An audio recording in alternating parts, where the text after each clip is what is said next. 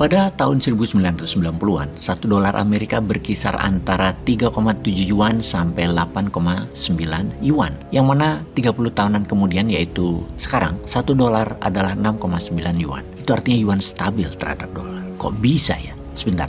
Kita perbanyak data dulu. Ketika tahun 1998 saya mengadakan perjalanan bisnis ke Tiongkok, maka mata uang renminbi kalau mau beli ke dolar mahal 2 kali lipat kalau pakai yuan. Saya ketika itu hadir di kota Tianjin, mendekati angka 14 renminbi setiap dolarnya. Sementara waktu saya datang tukar dolar ke renminbi, harga 1 dolar adalah 8,5 renminbi. Ketika hendak pulang, ya terpaksa renminbinya ditukar karena di Singapura atau di Amerika yuannya nggak laku. Mending beli dolar walau mahal di Tianjin. Ketika tahun 2018 saya kembali mengunjungi Tianjin, mitra bisnis saya, Tianjin China Chemical atau TCC, sudah menjadi holding yang luar biasa besarnya sekarang. Ketika menukar dolar, waktu masuk ke sana dan ketika waktu pulang, 1 dolar hampir sama nilainya, alias tidak jomplang seperti 20 tahun yang lalu. Komentar mitra bisnis saya, Tiongkok 30 tahun yang lalu beda dengan 5 tahun terakhir. Dulu kami double standard currency, sekarang sudah menyatu lagi. Dan tanpa dijelaskan lebih jauh pun, saya sudah sangat paham akan hal itu. Bagi kami bermitra dengan TCC adalah mitra lama, hampir 20 tahun. Mereka membeli beberapa produk sederhana dari pabrik rumahan kami di daerah Pasuruan. Kerajinan rumahan berupa perunggu dan tembaga.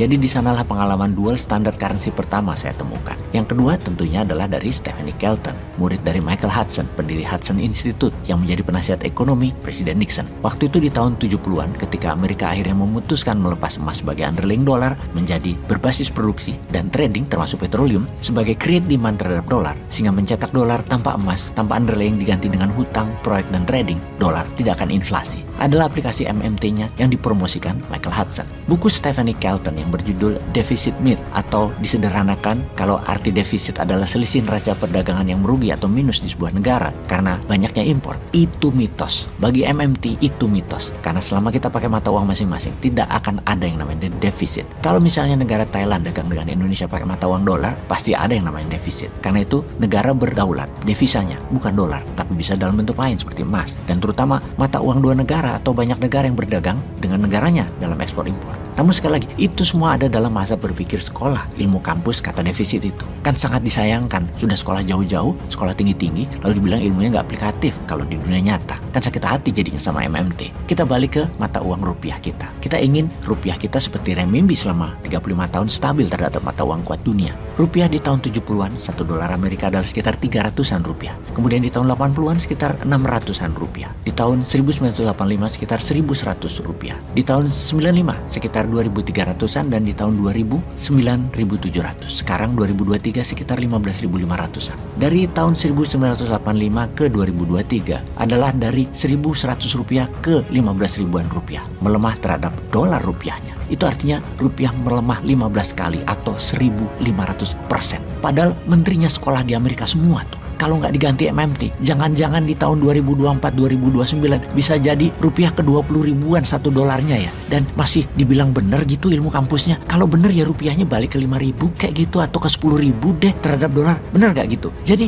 mana strategi ke depannya yang pakai ilmu kampus yang tinggi-tinggi itu ke depannya? Sekali lagi, masa masih mau pakai yang itu lagi sih? Ya kalau gue mah kapok. Kita jelaskan sekali lagi agar lebih menyesatkan pelajaran tentang MMT. MMT bukan hanya printing money. Printing money itu di MMT adalah hal yang paling ujung setelah mengenolkan bunga deposito dengan TINA. TINA kependekan dari There is no alternative, di mana para pemilik uang tidak ada pilihan lain daripada parkir di bank tidak mendapatkan apa-apa. Mendingan uang di bank keluar dijadikan sektor real. Sebelum TINA diterapkan, pengiriman uang ke luar negeri bukan untuk transaksi pembelian barang, maka akan dikenakan pasal flight capital yang bisa dipidanakan. Diperkirakan ada uang sejumlah 5.000 triliun rupiah yang pasif di bank-bank nasional akan diaktifkan ke sektor real dan berputar ekonomi secara alami di Indonesia. Kemudian menggunakan SWF atau Sovereign Wealth Fund, mirip seperti apa yang dikerjakan Saudi Aramco, memforward oil dan gas mereka senilai 10 triliun dolar, sebagian dicairkan sekarang, dimajukan, di forward ke sekarang senilai 3 triliun dolar, dan dengan uang tersebut bisa menjadikan uang muka dari proyek membangun Indonesia. Kalau Saudi ya membangun Saudi ke depannya, yang semuanya akan jadi sektor produktif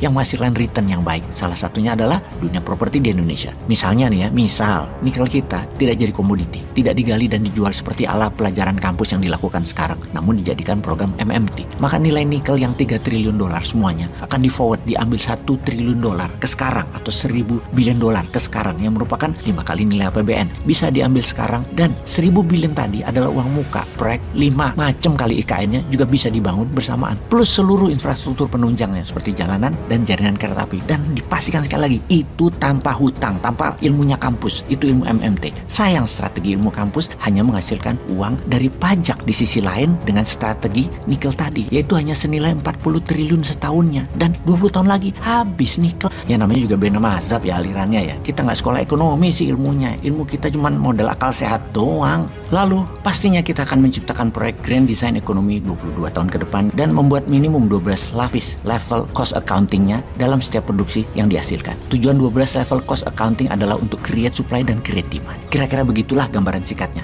Cukup kan? Peace.